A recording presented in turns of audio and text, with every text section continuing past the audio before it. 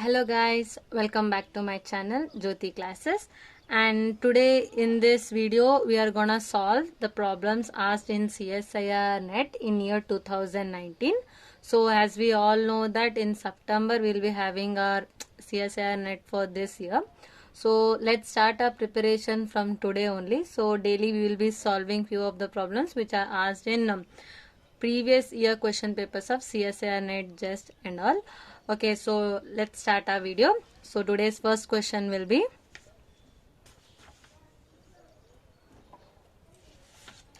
and the first question is, okay, this question is asked in year 2019 June, and let's read the question. An object is dropped on a cushion from an height of 10 meter above it.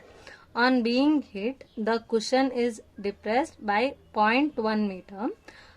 Assuming that the cushion provides a constant resistive force, the deceleration of the object after hitting the cushion in terms of acceleration due to gravity g. Okay, we have to find the acceleration of that object in terms of due to gravity. Okay, it's a very simple question. So let's solve the question. Velocity of the object before hitting the cushion. Velocity of an object before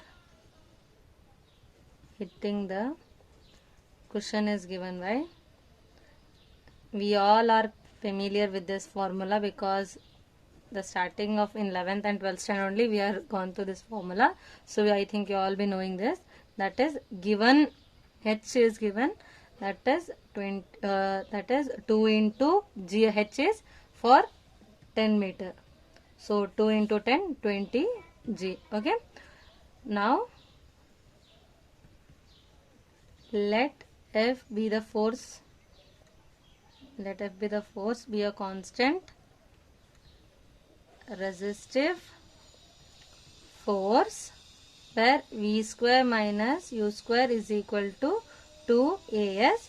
We know that V square is equal to 0 minus 20G is equal to 2A minus 0.1 where A is equal to 100G. Okay. Now acceleration due to gravity G is 100G. Okay. And the second question.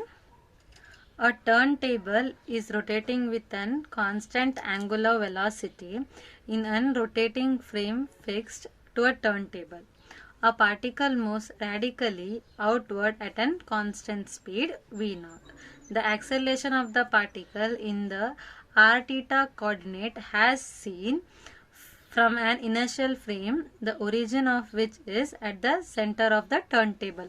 Okay, we know that from the given question, constant angular velocity is there omega naught and constant speed is v naught. Okay, we know that the acceleration of polar coordinates is r double dot is equal to r double dot minus r theta dot whole square into r dot plus 2r dot theta dot plus r theta double dot into theta cap. Okay, from the given question, the constants are theta dot is equal to omega naught, and which is the constant, and theta double dot is differentiation of a constant is 0. Okay, similarly r theta is equal to v naught, and which is also a constant, and r double dot is equal to 0.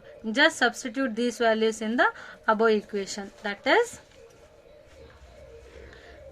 then the equation will be the above formula will be reduced to r double dot vector is equal to 2 v naught omega naught theta cap minus r omega naught square r cap. Okay, that is equal to minus of r omega naught square r cap plus 2 v naught omega naught theta cap. Okay, from the given options, option number D is the correct answer. Now the third question. A particle of mass m moves in one dimension in the potential of V of x is equal to k into x to the power of 4, where k is greater than 0. At a time t is equal to 0, the particle starts from the rest at x is equal to a for bounded motion. The time period of its motion is, we have to find how it is proportional, how a is proportional to the potential. Okay, let's start. Solution. Given for V of x is equal to k into x to the power of 4.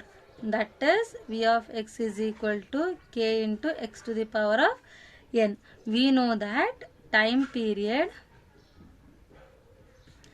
t is directly proportional to e into 1 by to the power of 1 by n minus 1 by 2.